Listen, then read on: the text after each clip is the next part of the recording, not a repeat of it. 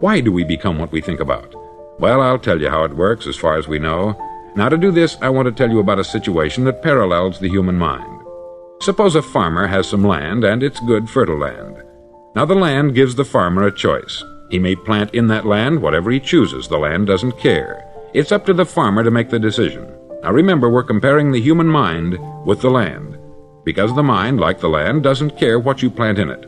It will return what you plant, but it doesn't care what you plant.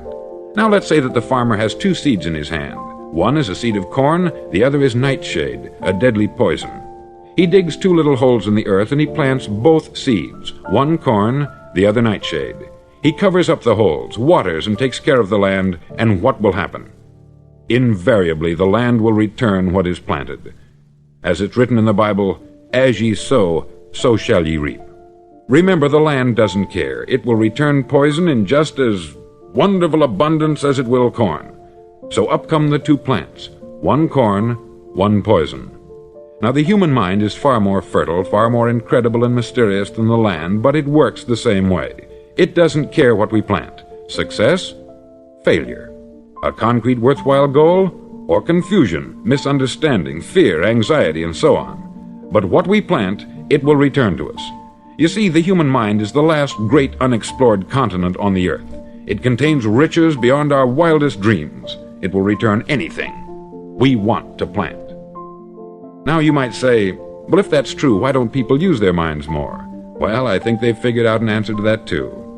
Our mind comes as standard equipment at birth. It's free, and things that are given to us for nothing we place little value on. Things that we pay money for, we value. The paradox is that exactly the reverse is true. Everything that's really worthwhile in life came to us free. Our mind, our soul, our body, our hopes, our dreams, our ambitions, our intelligence, our love of family and children and friends. All these priceless possessions are free, but the things that cost us money are actually very cheap and can be replaced at any time. A good man can be completely wiped out and make another fortune. He can do that several times. Even if our home burns down, we can rebuild it, but the things we got for nothing, we can never replace. The human mind isn't used merely because we take it for granted. Familiarity breeds contempt. It can do any kind of job we assign to it, but generally speaking, we use it for little jobs instead of big important ones. Universities have proved that most of us are operating on about 10% of our abilities. Decide now, what is it you want? Plant your goal in your mind. It's the most important decision you'll ever make in your entire life. Do you want to be an outstanding salesman, a better worker at your particular job? Do you want to go places in your company, in your community? All you've got to do is plant that seed in your mind. Care for it. Work steadily toward your goal, and it will become a reality. It not only will, there's no way that it cannot. You see, that is a law, like the laws of Sir Isaac Newton, the laws of gravity. If you get on top of a building and jump off, you'll always go down. You'll never go up. And it's the same with all the other laws of nature. They always work. They're inflexible. Think about your goal in a relaxed, positive way. Picture yourself in your mind's eye as having already achieved this goal. See yourself doing the things you will be doing when you've reached your goal. Ours has been called the phenobarbital age, the age of ulcers and nervous breakdowns. At a time when medical research has raised us to a new plateau of good health and longevity, far too many of us worry ourselves into an early grave trying to cope with things in our own little personal ways, without learning a few great laws that will take care of everything for us.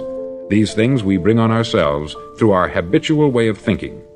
Every one of us is the sum total of his own thoughts.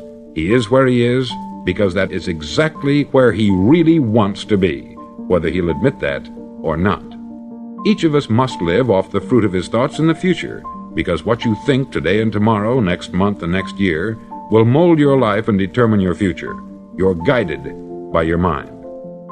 I remember one time I was driving through Arizona and I saw one of those giant earth-moving machines roaring along the road at about 35 miles an hour with what looked like 20 tons of dirt in it, a tremendous, incredible machine, and there was a little man perched way up on top with the wheel in his hands guiding it.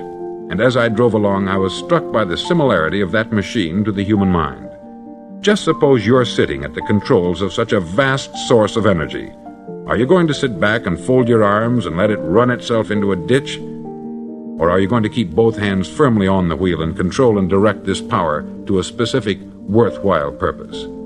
It's up to you. You're in the driver's seat.